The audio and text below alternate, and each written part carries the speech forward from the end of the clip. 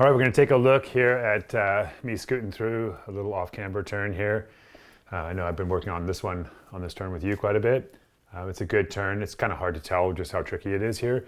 This is actually a really dry conditions on this particular day. And what I've got set up here is basically making a pre-turn to set myself up for the off-camber turn so I can start turning sooner. So here I'm making my pre-turn, which is a back foot turn for me.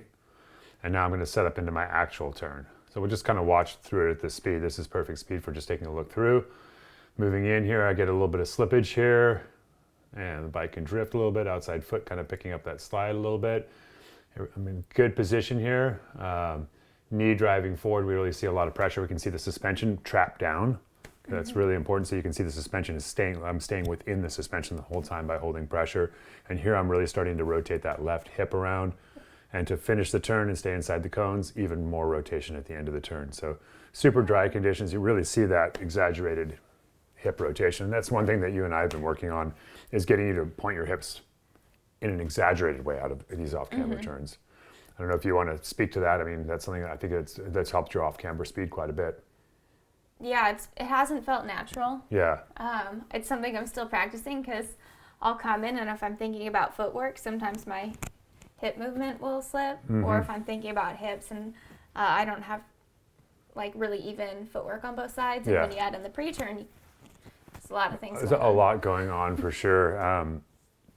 But I mean, this is really by starting to get the hips to rotate here. What we're using our footwork here for is hip rotation, and also saving some footwork so that the bike can, if the bike glances off a route or slides on something, I've still got some space to pick up my footwork there. I'm not quite at 6 o'clock, right? So that's also going to allow me to go a little lower here at the end of the turn as I need to rotate my hips. So I'm going to save that little bit of footwork there to finish that hip rotation. Now I am at 6 o'clock right at the end of the turn. So I saved that last little bit just for that really difficult finish to that turn.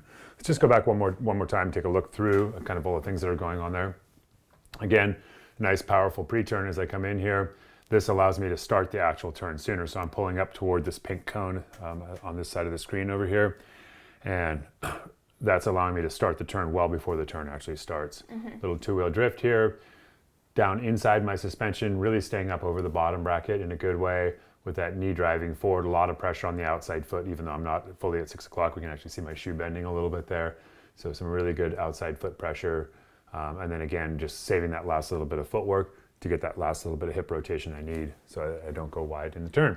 Yeah. This is actually one of my favorite techniques to teach, and it was actually the first time I ever fell in a class. I was actually right here. I fell like 3 weeks ago and was bleeding from my elbow pretty good because I pushed it pretty hard right here. I didn't quite pick up the slide like I did here, and it just went down in a pile there in front of about 15 people. It was pretty exciting. My first crash at Doothy. First one. Yeah, got to get it out of the way at some point.